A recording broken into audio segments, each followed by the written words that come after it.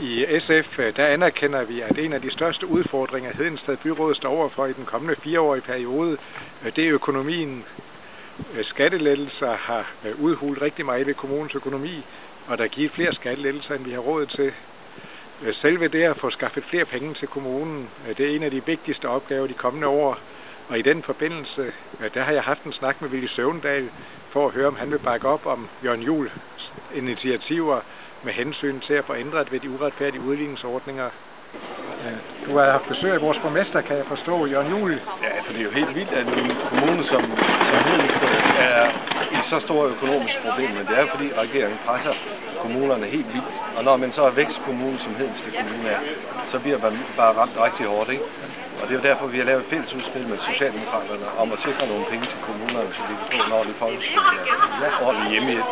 Så jeg kan høre, at det du fortæller mig er, at efter et regeringsskifte, så vil der være forståelse for vores problemer og gradvis hjælp. Ja, det vil der. Det er jo helt vildt, at vi presser velfærden så hårdt i en periode, hvor man giver skattelettelser til de andre rige, så dem vil vi hellere bruge til en ordentlig hjemmehjælp og en ordentlig folkeskole.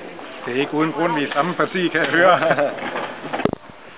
Efter interviewet med Villy Søvndal har jeg per mail fulgt op på det, og Villy Søvndal har skrevet tilbage til mig, at fra SF, der betragter vi udligningsordningerne som uretfærdige, som de er skruet sammen nu, og efter næste folketingsvalg er SF villige til at kigge på udligningsordningerne.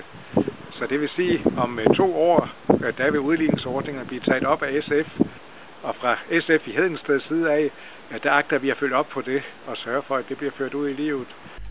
I skærende kontrast til Villy Søvndals tilsagn om at kigge på udligningsordningerne efter næste folketingsvalg, står skatteminister Kristian Jensens udtalelse ved et vælgermøde arrangeret af Venstre den 31. august i år.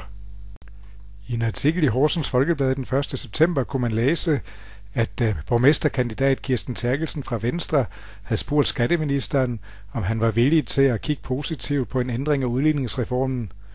Skatteministeren jokede med, at hans departementschef sagde, at han har betalt 3 svømmehaller via udligningsordningerne, 1 derhjemme og 2 i Jylland.